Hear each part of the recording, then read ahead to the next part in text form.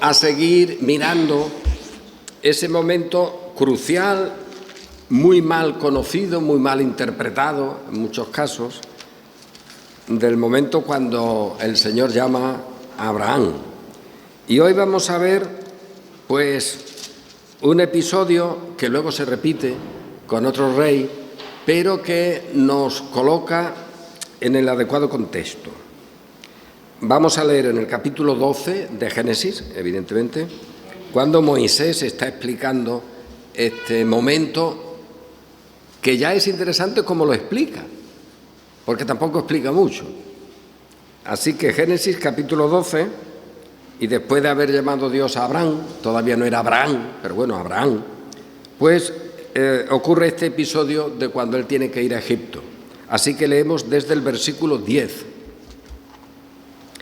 Génesis capítulo 12, desde el versículo 10, y miramos estas cuestiones que vamos a ir observando en otros domingos también para ver nuestra condición de iglesia, nuestra condición de creyentes, que no está en el Nuevo Testamento, sino que ya también está en el Génesis y en todos los libros del Antiguo Testamento, evidentemente.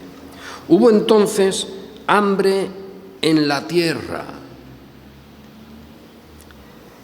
y descendió Abraham a Egipto para morar allá, porque era grande el hambre en la tierra. Y aconteció que cuando estaba para entrar en Egipto, dijo a Sarai su mujer: «He aquí, ahora conozco que eres mujer de hermoso aspecto, y cuando te vean los egipcios dirán: su mujer es, y me matarán a mí, y a ti te reservarán la vida. Ahora pues, di que eres mi hermana, para que me vaya bien por causa tuya, y viva mi alma por causa de ti». Y aconteció que cuando entró Abraham en Egipto, los egipcios vieron que la mujer era hermosa en gran manera. También la vieron los príncipes de Faraón, y la alabaron delante de él. Y fue llevada la mujer a casa de Faraón. E hizo bien a Abraham por causa de ella, y él tuvo ovejas, vacas, asnos, siervos, criadas, asnas y camellos. Mas Yahvé hirió a Faraón y a su casa con grandes plagas, por causa de Sarai, mujer de Abraham. Entonces Faraón llamó a Abraham y le dijo: «¿Qué es esto que has hecho conmigo? ¿Por qué no me declaraste que era tu mujer? ¿Por qué dijiste: es mi hermana, poniéndome en ocasión de tomarla para mí por mujer? Ahora pues, he aquí tu mujer, tómala y vete». Entonces Faraón dio orden a su gente acerca de Abraham, y le acompañaron, y a su mujer, con todo lo que tenía. A ver, estamos en el nacimiento de la Iglesia. Abraham es el padre de la fe. Es verdad que hasta entonces ha habido acontecimientos, no pequeños. Caín ha matado a Abel, hay un hilo de gente que el Señor ha recogido como suyos, pero, como hemos visto, la gran humanidad que hubo en el tiempo antes del cataclismo, de lo que se llama diluvio, esa gran humanidad riquísima, cultísima, con todo tipo de bienes, lo que se dice de ella es que solo había maldad, y que miró el Señor, también el Hijo, Dios Hijo, también miró, y solo había maldad. Esto hay que subrayarlo. El Dios Hijo no tenía pueblo, porque Él no quiso, pero no tenía pueblo. Es verdad, siempre algún hilito, como en el caso de Noé, pero no nos olvidemos de esto. En una cultura extraordinaria, riquísima, donde el humanismo, como diríamos hoy, trasladando un poco los términos, era inmenso, donde había todo tipo de bienes, la gente no adoraba al Señor, ni lo quería. Habría iglesias o templos seguro, en nombre de algún creador seguro que se mencionaba, pero no olvidemos esto. Iglesia, comunidad, no había. ¿Es que Cristo, Dios Hijo, no tenía poder? ¿El que había creado todas las cosas no tenía poder? Sí, y voluntad. Y en esa voluntad se había dispuesto que no hubiera iglesia. Oye, pues muy bien, no se olvide esto. Tampoco se olvide la tremenda situación de una cultura o de una sociedad riquísima en la que Dios mira y solo ve maldad, hasta el punto de que tiene que aniquilarla. Y reserva ahí a Noé en medio de un cataclismo inmenso. Calvino, cuando comenta esas cuestiones, dice, a ver, ¿por qué se cuenta tan poco de eso? Y él dice, porque realmente creo que con una buena observación, aquello fue tan enormemente destructivo que no había manera de explicarlo siquiera. Eso de que el cielo y la tierra se estrujen, de que todo lo que se ha visto en la creación, eso desaparezca. Hay un momento en que él llega a decir, la naturaleza, el orden natural se para, hay ahí como un momento extraordinario en el que luego queda solo Noé y su familia, que tampoco todos son de la verdad. Bueno, esto es interesante apreciarlo. Y también para que veamos nuestro tiempo. ¿No es nuestro tiempo un tiempo de gran riqueza? Anda que no. De gran sabiduría. Fíjate las cosas que hoy tenemos impensables en otra época. Un simple móvil, tú le das ahí un botoncito y te dice dónde nació fulano, cómo hacer un guiso, cómo escribir una carta, cómo predicar un sermón. Oye, que tú pones ahí cómo predicar un sermón y te vienen reglas, y te vienen historias, y te vienen ejemplos. O sea que hoy tela. También es verdad que tenemos Gaza, una potencia enorme masacrando ahí a gente cuando va a coger comida, un caos. Ucrania y otros lugares que no aparecen en la tele, pero que hay guerras, hay de todo. Bueno, pero también hay una gran riqueza. Esto, sobre todo los jóvenes, tendrían que aprenderlo. Los que ya tenemos una edad sabemos que en nuestra época comprar un zapato era algo notable. Un par de zapatos, no uno, claro. Un par de zapatos era algo notable. Hoy, en el mercadillo, te puedes comprar 3 pares sin problema. Y luego, si quieres ya ir a marcas, también. Ese es el gusto de la marca. En nuestra época, y eso no es hacerse el héroe de nada, pero la gente que ya tiene una edad sabe que, oye, comprarte un zapato era una cosa notable. Cuidado con jugar al fútbol y que te estropearas el zapato, que te podrían dar luego con el zapato. En fin, y muchísimas cosas. Medicinas. Oye, hoy, mal o bien, que mira que la sanidad pública está mal, pero oye, tienes medicinas, te hacen operaciones, te analizan, te dan, en fin, todo lo que es posible darte. Hace X años, no tantos, es que no había eso. Pero si te vas 500 años atrás, por no irnos más, 500 años atrás, el que tú tuvieras en tu casa a tu disposición agua, que cuando tú quisieras agua, tuvieras todo el agua que quisieras, que tú pudieras tener agua fresca, que pudieras tener a tu alcance algún médico con la medicina que había, que pudieras tener una casa, un techo, que pudieras tener comida, de la que quisieras incluso. Eso era solo posible para reyes poderosísimos. Y esto no es una tontería. Solo algún rey poderosísimo podía tener agua a su disposición. Y no te digo yo, un vinillo,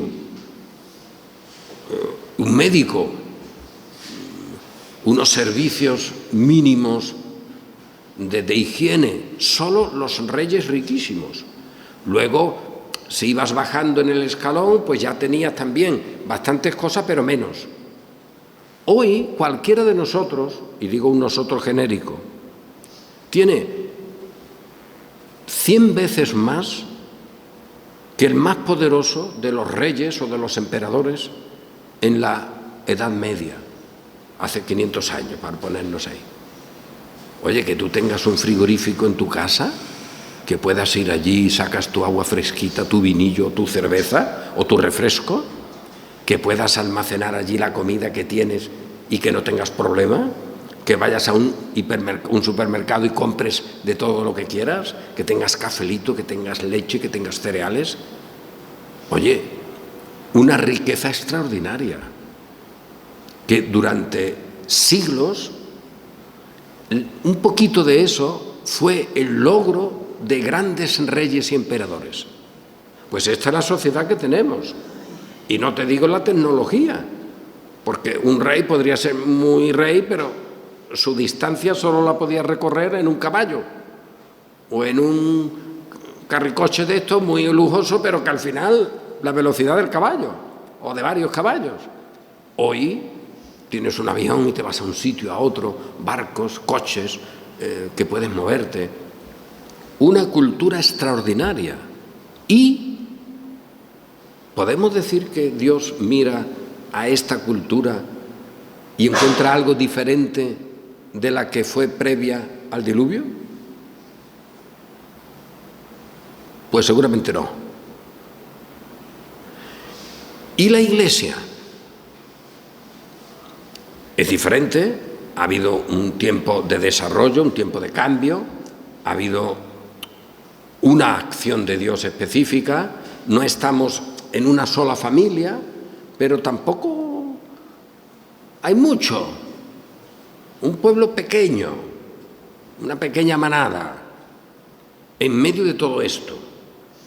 Templos muchos, cristiandad por todo el mundo, de muchas clases, pero lo que es la Iglesia redimida, cuidado, también un hilito, una reliquia escogida por gracia, un resto escogido por gracia. Bueno, pues todo esto también debe ser tenido en cuenta, para que nadie se pase pensando que es un listo, que es un maestro en todas las cosas. No, lo que Dios revela, y esa es nuestra palabra que tenemos, es lo que oímos de Dios, es que en medio de todo, Dios no encuentra nada que pueda ser suyo, que pueda ser agradable a sus ojos. Pero Él ha decidido crear un pueblo, una simiente que no es gloriosa ni vistosa y que Él la ha establecido desde el principio hasta nuestro tiempo, y nosotros somos parte de ese resto, de esa obra suya, y la manifestará y la mantendrá hasta su último momento, cuando ya se acabe la historia y Él organice las cosas como ha decidido. Y los libros de las conciencias, dice alguien, pues aparezcan. Pero todo esto también es una reflexión para ver cómo nace la Iglesia. Porque hasta entonces no ha habido Iglesia, en el sentido de comunidad, ha habido algunas personas, pero ahora hay una persona especial, que es este Abraham, en el cual se establece una comunidad. Aquí ya hay un paso diferente. A partir de ese momento podemos decir, oye, y no lo decimos nosotros, Pablo lo dice, él es el padre de la fe, el padre de la Iglesia, por lo tanto, la Iglesia, la comunidad, los llamados, estamos en él. Por lo tanto, hay un paso más en la revelación. Dios ahora nos dice, mirad, yo en él, en esta persona, voy a establecer una relación con todas las naciones y habrá bendición. Habrá un futuro de bendición. Oye, pues ya es notable eso, porque lo que vemos en nuestro entorno es bienestar material, pero en relación con Dios, maldición. No hay bendición. Y sin embargo, ahora es el tiempo en el cual esa palabra aparece en medio del caos. Y digo en medio del caos, como el que yo tengo ahora mismo. Tengo un escotoma que no ve a la mitad de la congregación. Pero bueno, se sabe que si eso dura más de 20 minutos, uno se muere, o media hora. Pero como eso es bastante normal en mi caso, pues seguiremos para adelante. Pero que no os veo, literalmente. La circunstancia de Abraham. Oye, subrayamos eso. Ahí ya hay una comunidad y hay un futuro. Pero, ¿dónde ha encontrado el Señor a alguien que le estaba buscando en ese momento para formar una iglesia o plantar una iglesia? ¿Qué pastor plantador de iglesias ha encontrado el Señor por ahí? Nada, nada. ¿De dónde ha sacado el Señor a su gran apóstol Pablo? ¿De dónde lo ha hecho su maestro para enseñar? Pablo te lo dice, del excremento en el cual yo vivía. Yo tenía una relación incluso religiosa de lo mejor, pero aquello era excremento. Y de ahí me sacó el Señor. Oye, Abraham, ¿qué estaba haciendo? ¿Reuniones de oración para un avivamiento? ¿Qué estaba haciendo? ¿Un entrenamiento del alma para cuando Dios lo llamara ya estar entrenado? Eso te dice la iglesia de Roma y muchos evangélicos, Hay que preparar a la gente. Esa gracia que Roma dice que es una gracia preparatoria. Nada de nada. La iglesia nace, y si alguien lo quiere ver de otra manera, que mire para otro lado, pero aquí en el texto no hay manera de ver otra cosa. Abraham y la promesa que recibe y la bendición que se anuncia en él está en la muerte espiritual, en la rebelión, en la idolatría, en una sociedad que puede tener lo que tenga. Abraham tenía riquezas, pero que no tiene a Dios, ni tiene comunión con Dios.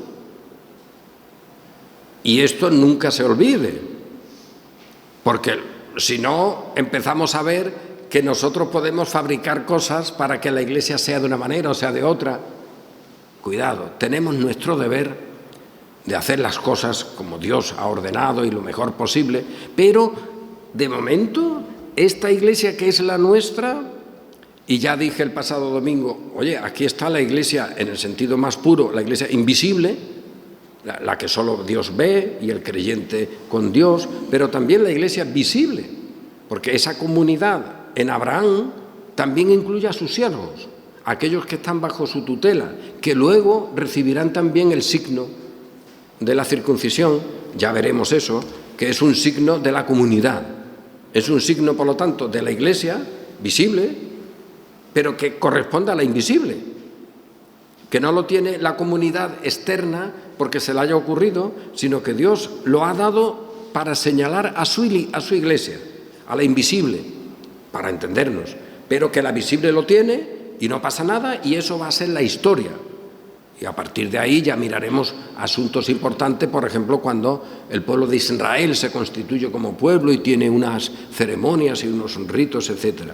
Pero de momento lo que vemos aquí es que incluso habiendo recibido la palabra, que solo ha recibido la palabra, y atención a esto, cuidado, porque hay gente para todo y en el mundo evangélico a veces se dicen verdaderas burradas.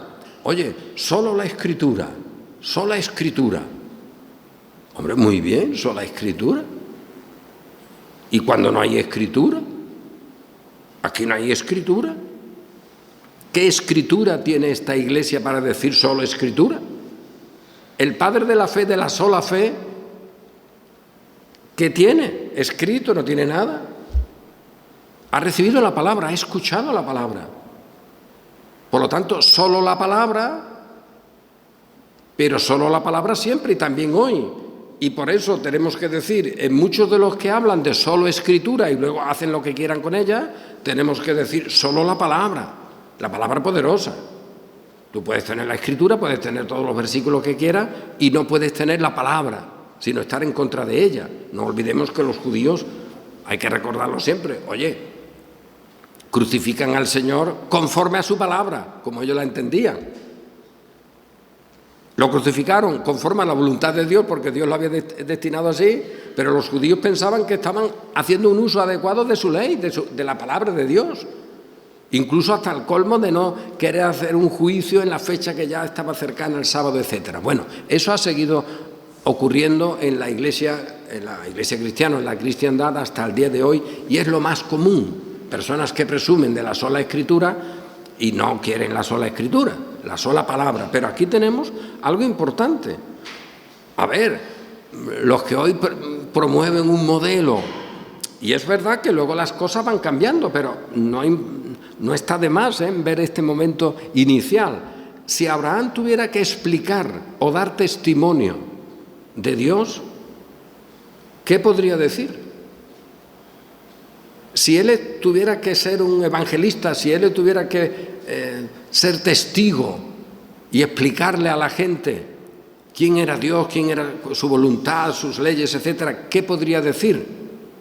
Nada.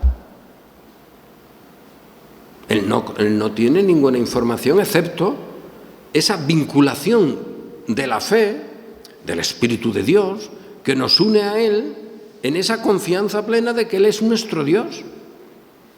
Y entonces lo que Abraham podría decir evidentemente es, mira, el Dios creador, el Dios único, el Dios soberano, me ha llamado, me ha dicho que me vaya de aquí para allá. Tampoco él entiende mucho eso, porque vemos que anda un poco dando vueltas. ¿Qué había entendido él cuando el Señor le dice, deja tu casa, tu parentela, etcétera? Pues cualquiera sabe, mucho no. Y luego, ¿qué pasa? Que él era una persona, bueno, de una conducta, es que Dios lo vio y la conducta que tenía era tan buena que dijo, este no puedo yo dejarlo solo, tiene que ser el que sirva para que yo funde la iglesia en él. Pues no, aquí podemos decir, trasladando un poco lo que conversa el Señor con Pedro, tú eres Pedro, has manifestado el poder de Dios, sobre ti edificaré mi iglesia. Pues ahora dice el Señor, sobre ti, Abraham, edificaré mi iglesia, en un sentido. ¿Y aquí qué? ¿Que hay un valor especial en la persona? En Pedro ya había un conocimiento y por eso él lo declara, pero en Abraham no hay nada. Abraham no conoce nada de Dios. Y Dios lo hace cabeza de su iglesia. Por lo tanto, que nadie proponga algo antes de la voluntad de Dios para redimirnos. Y que esa voluntad de redención llevada a cabo necesite luego algo. ¿Por qué? Pues mira, y en esto tengo que acudir a Calvino en su comentario que tiene del libro de Génesis, porque normalmente, es decir, es una persona que, oye, fue bendecida por el Señor en cuanto al análisis o a la exégesis bíblica, y te encuentras en él las cosas normales de la propia Escritura, sin querer enrollarse, sin querer especular, ver lo que la Biblia dice. Y podemos adelantar, oye, Calvino en estos textos muy bien de Abraham no habla. Pues mira, Abraham, te has pasado. Podemos ahora intentar arreglarlo como se quiera, Yo recuerdo a algunos pastores que, por ejemplo, cuando David ve a aquella mujer y comete luego todo lo que hizo, pues casi vienen a decir, bueno, pero cuidado, que aquella mujer estaba allí desnuda, porque estaba allí. Bueno, hijo, déjala. Pues aquí igual. Oye, es que Abraham tenía esto. No excusemos a Abraham. Abraham era una persona que no sabía muy bien qué hacer. Y punto. Y lo que sí hay en él, y eso es obra de Dios mismo, es una firmeza en su esperanza, en el Dios que le había hablado. De tal manera que incluso hace luego un altar e invoca al Señor, invoca a ese Dios. Eso es notable y lo hace él. Pero ¿cómo lo hace? Pues seguramente viendo cómo se hacía en otros sitios, pero ahora el Dios al cual él va a invocar, a decir este es el Dios y eres mi Dios, pues él lo hace en un altar que le hace allí pequeñillo, como fuera, ¿no? Y eso es un lugar que luego pues él procura volver, etcétera. Pero aquí tenemos este episodio y desde luego, ya digo, Calvino hace unas observaciones muy notables y muy normales sobre estos episodios. Y una de las cosas que dice es, hombre, no hay manera de arreglarlo. Aquí Abraham lo que hace es una barbaridad. Primero ve a la mujer que es muy guapa, ¿vale? También era guapa antes de llegar a Egipto. También vemos otro detalle, que no es un análisis de Génesis lo que vamos a hacer aquí, pero, oye, el que había recibido las promesas, de momento, hijo no tiene, ni tampoco tierra. Y allí hay una gran hambre. En la tierra hay una gran hambre. Y él la siente. Siendo el padre de la fe, tiene hambre. Y su familia no tiene para comer. Y no pasa nada. Y va a Egipto. Porque en Egipto, eso sí, siempre había una indicación de muchos cereales, ¿no? Y pasa lo mismo con otras épocas. Pero bueno, y va para allá. Y entonces se le ocurre decir, oye, que como te vean tan guapa, a mí me matan, porque van a decir, este es el marido. Pues le damos al marido y ya nos quedamos con la mujer. Así que tú di que eres mi hermana, porque además, si dices que eres mi hermana, todavía a mí me tratarán bien. Como diciendo, vamos a tratar bien al hermano para que la hermana esté contenta con nosotros. Oye, unos razonamientos tremendos, quizás humanos o como queramos. Pero, hombre, brillo de santidad, ¿no? Brillo de santidad, ¿no? Por lo tanto, la Iglesia no nace porque el Señor ve un brillo enorme en algún lugar y dice, allí están los míos. No, el Señor ve a su Hijo que ha redimido a Abraham. Pero Abraham, en la historia presente como la de todos nosotros, pues es alguien que no sabe mucho y que tampoco se orienta muy bien. Y eso es una lección que aprendemos. O sea, no podemos justificar a Abraham. También dice Calvino, cuidado, tampoco nos pasemos y hagamos de él el tío más malo del mundo, más perverso. No, pero tampoco un santo o santito. Oye, que lo que hace con su mujer es una barbaridad. La expone a que se la lleve Faraón. Y Calvino también dice algo curioso, es siempre un referente. Cuando se lee la Escritura, los comentarios de Calvino son siempre aprovechables. Por ejemplo, hay un detalle, aparte de estos, que ahora comentaré, pero hay un detalle que él hace referencia. Cuando se dice que Abraham tenía siervos, aparte de que hoy los chiquillos, los pequeñitos, cuando se habla de que una persona era rica porque tuviera burros, asnos, algunos no se lo pueden creer. Primero porque tampoco ven tantos burros. Y que eso fuera un signo de riqueza. Pues sí, lo era. Eso era como el que tuviera casi una flota de coches y de camiones en ese momento. Que era una persona de poder. El que tuviera muchos asnos y para que los del lenguaje inclusivo se alegren, y asnas. Asnos y asnas. ¿Vale? Pues también tenía asnas y lo pone ahí. Bueno, pero la riqueza de Abraham incluía, dice Calvino, siervos. Dice, es la primera vez que aparece el término en Moisés, en la Escritura, en la Revelación, el término de siervos, esclavos, personas en servidumbre. Y es curioso que lo tenga Abraham. Es verdad que antes ha habido otros personajes que han dicho, si uno mata, yo mato más, y si uno aplasta, yo aplasto más. Es decir, que el modelo de esclavitud es un modelo antinatural, de rebelión. Y eso Calvino lo subraya. Dice, esto es intolerable, que haya personas esclavizadas, que hayan sido privadas de su libertad y que pertenezcan a otro. Eso es intolerable. Aunque es lo que hay y así ha sido la sociedad y Dios ha permitido eso, ha establecido el orden de las cosas con esa manera, pero para el creyente es intolerable. Dice Calvino, y yo creo que eso es muy relevante, que él habla ahí de la esclavitud como algo totalmente inadecuado, como algo que en el plano natural no puede aceptarse. Y eso está muy bien, aunque también dice, bueno, la sociedad es la que hay, y eso es lo que hay, pero que él reconoce, y lo dice con Abraham precisamente, y señala esto. Oye, que sea la primera vez que aparecen los siervos, los esclavos, en relación con Abraham, el padre de la fe tiene guasa. También tenía asnas y asnos, tenía otras cosas más. Bueno, era rico, muy rico el hombre, dentro de lo que la riqueza de aquella época se podía medir.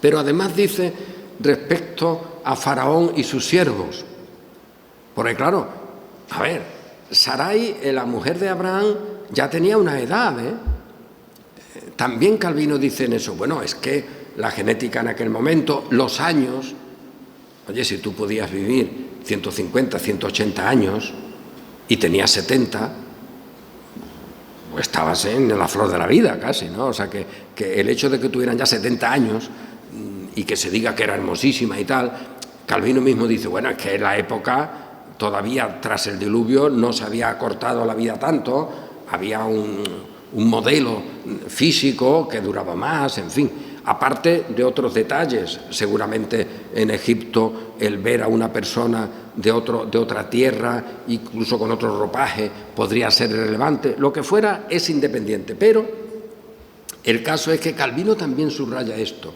Y lo digo porque merece la pena analizar bien estas cuestiones. Él dice, estos siervos de Faraón, diríamos hoy, son los pelotas de los poderosos. Los pelotas de los poderosos, los que le limpian la baba, que están siempre a su lado para hacerse meritorios. Y eso pasa hoy con los políticos, pasa hoy con los poderosos también, que se les hace la pelota. Y eso, desgraciadamente, la cristiandad lo ha hecho siempre. Ya Santiago avisa y dice, oye, cuidado que cuando en tu iglesia, en tu local, venga alguien que sea el banquero no sé qué, o todo enjollado y tal, le diga, este es de los míos, y voy a presumir de él, lo voy a sacar en las redes y lo pongas en el primer asiento. No. Y Calvino hace esa referencia porque tiene en cuenta lo que es un mal siempre, y es que los poderosos son poderosos porque hay muchos pelotas alrededor. Porque ellos solos tampoco, en fin, pues algunos no son ni muy fuertes, algunos otros sí, pero que pensemos en un Hitler.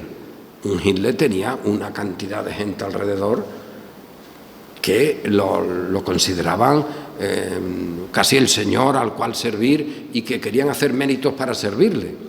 Y dice Calvino, oye, pues estos del faraón eran así, y van y le chivan que aquella mujer era muy guapa, porque el faraón no la había visto, pero los siervos sí se la llevan para ganar con el faraón. Por lo tanto, eso es una miseria para la sociedad. Y todas estas cosas son buenas tenerla en cuenta, porque aunque estemos hablando, fíjate, de una iglesia que nace, que el Señor la conserva y la tiene, y que el contexto es un desastre, no pensemos que eso va a variar mucho a lo largo del tiempo, que no. Pero lo que sí tenemos ahí es que el Señor conserva. Pero al mismo tiempo que vemos eso, como Calvino hace, también podemos analizar el mal y rechazarlo, y las obras de la oscuridad manifestarlas. Y en este caso podemos decir, vaya Abraham, el patón que mete, la pobre mujer aceptó aquello, parece que habían llegado a un acuerdo de que dijeran eso, en otro momento, porque pasa lo mismo, lo mismo que pasa aquí en Egipto con Faraón, pasa luego con otro rey, que también dice, oye, tú di que eres mi hermana, y vale, luego dice, bueno, es que era una media hermana, era una hermanastra, vale, en aquel momento se podían casar, pero eso no tiene arreglo, eso no hay manera de arreglarlo. Y punto, no hay manera. Entonces podemos decir, Abraham, hijo, te has pasado, que no sabemos qué ha pasado con tu mujer, seguramente Faraón no ha tenido relación con ella, no se dice, pero pudo tenerla, porque el modelo que aquí se da de que la llevan y tal, cuidado, allí estuvo. Parece que no hay esa condición, porque luego con el otro rey no se llega a producir, pero no se llega a producir por la intervención de Dios, que está ahí salvándole los muebles a los insensatos de sus hijos. Podemos meterle la bronca a Abraham legítimamente, y dice también Calvino en eso lo que Juan Pérez de Pineda dijo en su epístola consolatoria respecto a la caída, al no obrar muy fielmente de uno de los maestros de la iglesia clandestina de Sevilla. Dice, él había caído ante la Inquisición, aflojó las cosas, escribió incluso una abjuración, pero la iglesia luego lo recibió. Y él siguió siendo pastor de esa iglesia, líder de esa iglesia, hasta que se muere. La Iglesia Católica no lo vio así y pensaron que ya había conseguido que él fuera de los suyos y lo entierran en la catedral, porque era un personaje de la catedral, lo entierran en la catedral con honores, y luego cuando ya la Inquisición descubre a toda la iglesia, se dan cuenta de que que ante el apretarle las cuerdas, literal, porque te apretaban las cuerdas en los muslos, en los brazos, y eso dolía muchísimo, pues el hombre había flaqueado, se dieron cuenta de que había seguido siendo el maestro de la iglesia. Entonces lo sacaron de la catedral y pusieron su lápida boca abajo, que era el signo de execración. Pero Juan Pérez de Pineda dice, vamos a ver, en la flaqueza de este hombre, que nadie se sienta muy poderoso, eso es una vergüenza. Cuando hay alguien hoy en las iglesias evangélicas de estos santitos, de estos que miran por encima, eso era para darle garrotazos hasta que bajaran la mirada, ¿no? Eso es una sinvergonzonería imperdonable, eso no hay derecho, eso es lo que más daño produce. Pero este hombre, Juan Pérez de Pineda, avisa y dice, bueno, ¿qué ha hecho Dios con esto? Pues que todos nosotros veamos en él nuestra condición caediza. Por lo tanto, nosotros no estamos juzgando a ese hombre que ante el apretarle las cuerdas ha cedido y ha salido como ha podido, sino que en eso vemos nuestra propia debilidad. Y gracias al Señor que no nos han apretado a nosotros las cuerdas. Pues basta que se la hayan apretado a él para que tú veas lo que tú harías cuando te aprietan. Ese es el modelo. Entonces nosotros no podemos ver aquí a Abraham o a alguno de estos como diciendo, fíjate, no, fíjate, hicieron lo que pudieron. Allí Sara también, que colabora. Y Dios interviene para que no vaya la cosa a mayores. Pero esta es la realidad que tenemos. Y todo esto nos enseña algo. Oye, ¿dónde descansamos? Si en el momento más glorioso, cuando Dios habla con el fundamento de su iglesia, cuando Dios habla y ese hablar fabrica, que esto es correcto, ese hablar, esa palabra fabrica la iglesia, porque ahí hay una comunidad ya, y en esa comunidad estamos nosotros. Y todos nosotros, los creyentes actuales, estamos en esa palabra de Abraham. Y la bendición de Abraham es la que tenemos nosotros. Por lo tanto, nosotros somos parte de este relato. Nosotros estamos ahí. Pero, hijo, si estamos ahí, no presumamos demasiado. ¿O vas a presumir de algo? A ver, ven. Creador de santidades humanas. Vente aquí con Abraham, hijo. A ver, ¿de qué presumes? ¿Qué vas a meterle la bronca a Abraham presumiendo de que tú no harías? ¿Tú qué sabes? Ahí está nuestro buen Abraham, saliendo del paso como puede. Ahí está la iglesia, que es columna y baluarte de la verdad, y es una iglesia que pasa hambre y que va a Egipto como otros. Es la iglesia que luego lo veremos peleando con unos y con otros, guerreando, tomando botín, Luego, con el dichoso Lot, ese sobrino, la cantidad de líos que le produce a este buen Abraham, Sodoma, Gomorra, y ahí está la Iglesia, pero en medio de una situación en la que brillo no tiene. ¿Y cambia con el tiempo? Pues no. Ahora, ¿qué ocurre?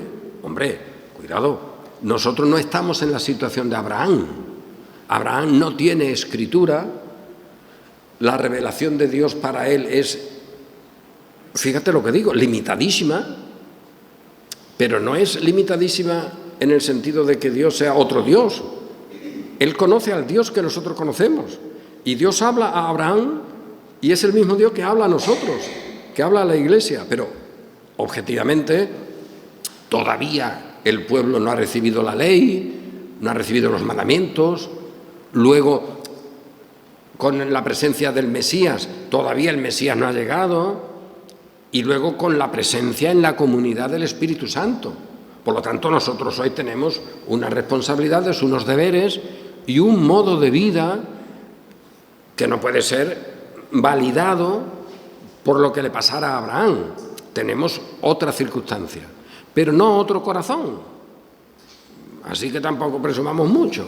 Pero ahora, en esa circunstancia, pues sí, hemos de servir al Señor lo mejor que podamos, pero cuidado, siempre en base a la palabra que se ha dado, a la palabra que se ha recibido.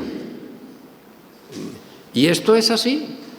Nosotros podemos en el futuro pues mirar incluso algunas de las confesiones de la Iglesia, el catecismo, por ejemplo, de Calvino o de Ginebra, que si Dios quiere se pondrá en la página web de nuestra Iglesia. Es un modelo, pero es un modelo ¿por qué? Porque no se dice cómo actuar, que eso variará mucho según las circunstancias de cada uno y según la vocación de cada uno. Se dice que sirvas al Señor y que confíes plenamente, y que de esa manera tendrás la alegría del futuro, en medio de todas las dificultades que se quiera, pero fíjate, la alegría del futuro. Eso es la destrucción de la Iglesia romana, que siempre tiene oscuridad, que siempre tiene sacrificios, que siempre tiene un presente tétrico. La alegría del futuro, sirviendo al Señor. La alegría de Abraham, que en medio de todo esto, él no deja nunca de ver el futuro.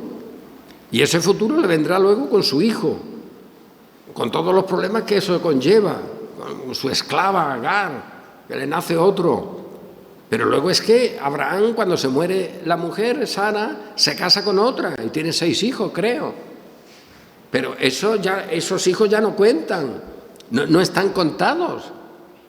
Al final, tu descendencia o la bendición de tu descendencia, ¿qué tiene que ver? Eso, ¿cómo la vemos? Hombre, pues ya tenemos nosotros lo que él no tenía. La declaración de Pablo que dice, es Cristo esa descendencia. Y en él somos benditos. Y en él son benditas todas las naciones. Y Calvino también dice, un poco con ironía, fíjate los judíos que tanto presumían de ser hijos de Abraham,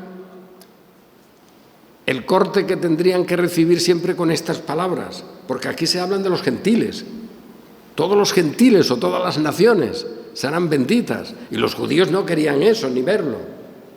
Y eso en el Nuevo Testamento se manifiesta, precisamente, como el anuncio es para todas las naciones, para todos los gentiles, pero eso no es una cosa nueva, ya estaba en los Salmos y ya está en Abraham, que aquí lo hemos dicho, a ver, que Abraham funda una iglesia gentil, porque no hay nada más que gentiles, él viene del paganismo, él es una persona que no tiene templo, que no tiene nada, que no hay pueblo todavía, en su casa y de su simiente vendrá la bendición para todas las naciones, y nosotros hemos de ver nuestra bendición ahí, en esa palabra y en esa promesa. Y esta es la lección que aprendemos. También, ya digo, otras muchas. Me viene ahora a la memoria Calvino, una de las cosas que dice, comentando esta cuestión, entre otras, pero una de las que dice es el desastre de la Iglesia romana cuando propone el celibato. Porque claro, el celibato es la negación de la Iglesia, es la negación de la comunidad. Hombre, se puede tener hijos o no, eso es otra cuestión, pero lo que no puedes es impedir la posibilidad. Y Abraham, que era célibe, y si hubiera sido célibe, ¿qué promesa viene ahí después? Si hubiera sido célibe, se acabó la Iglesia. Hombre, dice Calvino, es que es el celibato, el negar el matrimonio, el negar la descendencia, es un mal terrible contra la propia comunidad, contra la propia Iglesia. Y el colmo de Roma es que eso lo presente como el fundamento de la Iglesia, como lo mejor, como donde la Iglesia se deposita, porque está depositada en ese ministerio jerárquico que tiene que ser célibe, por definición. Hombre, pues eso es una de las cosas que hay que decirla también en nuestro tiempo, no a caer en otros asuntos menores, ir a ese grano, ir a esa yugular. Oye, que tú me estás hablando del celibato como una cosa superior, pues mira a Abraham, y luego lo tendremos que él se vuelve a casar y tiene 6 hijos, o 4 o 6, no recuerdo. Bueno, el caso es, ¿qué sacamos todos de aquí? Pues que la comunidad que el Señor ha establecido, la ha establecido ya con este Abraham, con su descendencia, y que todos nosotros somos salvos como individuos en esa comunidad, que fuera de ella no podemos ser salvos, porque la Iglesia invisible es una comunidad, no son personas sueltas que luego se juntan, es una comunidad de personas individuales, cada una con nuestra condición, pero una comunidad, y a esa comunidad es a la que llega el Espíritu.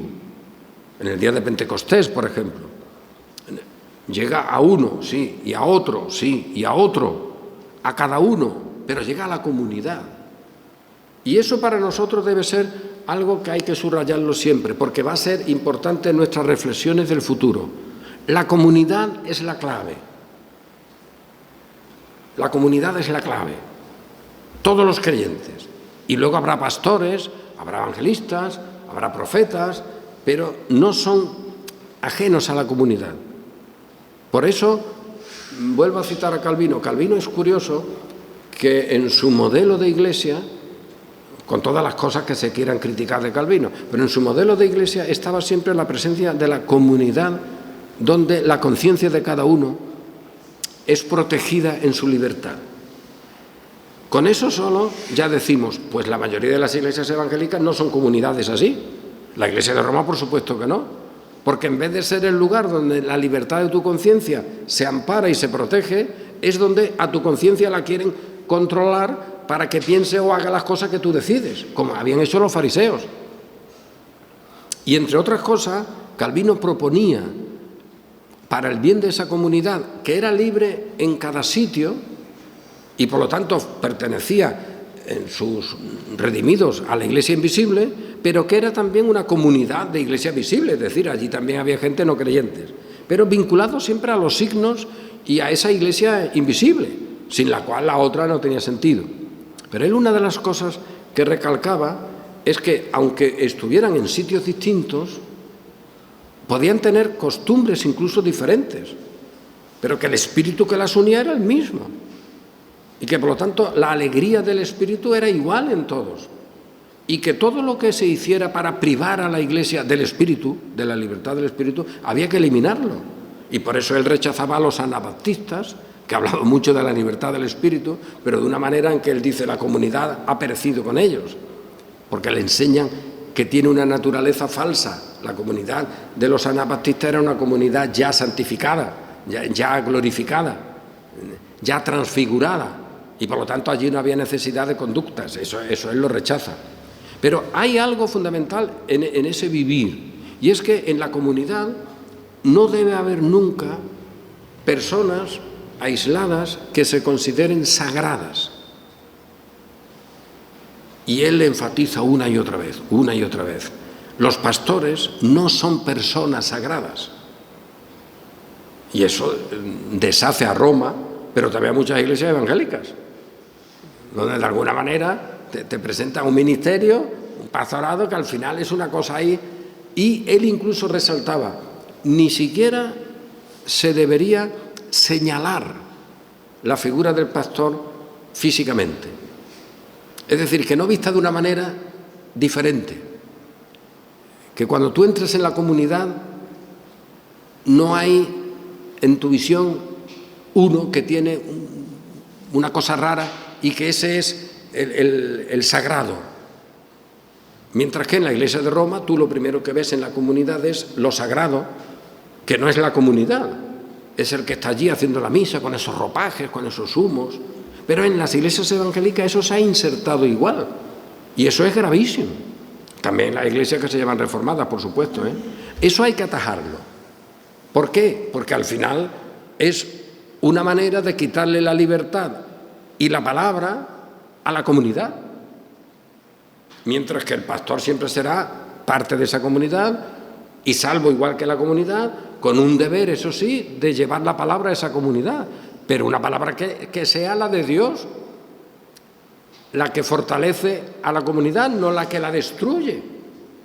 Y eso hay que tenerlo muy en cuenta porque en nuestro tiempo estas cosas no se están teniendo muy claramente, así que hay que enfatizar las cosas que se hacen mal para que sigamos en ese camino de Abraham, de tener una iglesia sostenida por el Señor, invisible, que ahora ya se anuncia para el futuro como una comunidad donde serán benditas todas las naciones, es algo universal.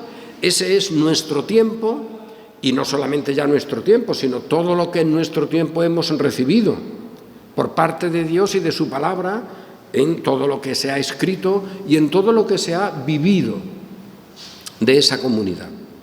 Y en ese plano, pues seguimos, y si Dios quiere, pues miraremos algunos otros detalles ya cuando el Señor hace un pacto concreto con Abraham, esa idea del pacto, el signo, y de ahí ya pasamos a vernos desde este inicio, en un sentido, porque tampoco nos vemos en otro lugar, nos vemos ahí.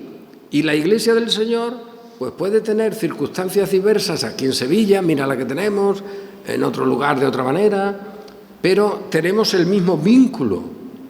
No hay otra palabra, no hay otra promesa, no nos alegramos en otro Señor. Todos nosotros, la Iglesia, y termino, nace porque escucha la palabra de Dios. Y por eso la comunidad es el lugar donde se escucha la palabra de Dios. Y por eso el pastor que tiene que anunciarla, si no anuncia la palabra de Dios, se anuncia otra cosa, es el colmo, es la negación, es lo más dañino para la comunidad. Mientras que el que anuncia la palabra es una palabra comunitaria y entonces es un bien. Pero el pastor malo es el peor de los males, como pasaba en Israel con los falsos profetas, como pasó en el Nuevo Testamento con los falsos maestros, y sigue pasando. Así que estas cosas tengámoslas en cuenta para ir aprovechando todos nosotros y para que nuestros hermanos, los que pertenecen a esa comunidad del Señor y que están dispersos por todas partes, también reciban el provecho y la edificación mutua de lo que el Señor nos da a nosotros, que no lo da aisladamente, sino como parte de una comunidad, y que podamos también compartir lo que el Señor nos ha dado con todos los demás, con todos los que podamos, cuanto más mejor, y también recibir de ellos lo que el Señor les haya dado a ellos. Y esa es la comunidad invencible, esa es la comunidad que las puertas del infierno no prevalecen contra ellas, pero es la comunidad que va a Egipto y le dice a la mujer, di que eres mi hermana, y es la comunidad que se pone a dar vuelta por la tierra que había recibido como promesa y no sabe ni siquiera dónde posar el pie. Es la comunidad que muchas veces no sabe qué hacer. Esas dos cosas pasan, porque eso también servirá para que nos alegremos en que, a pesar de nuestras obras, la obra de Cristo hace que no seamos destruidos por nuestras propias insensateces, por nuestras propias malas obras. Y el Señor, que guió a Abraham y en él a todos nosotros, pues seguirá guiándonos, como dice la Escritura, aún más allá de la muerte. Amén.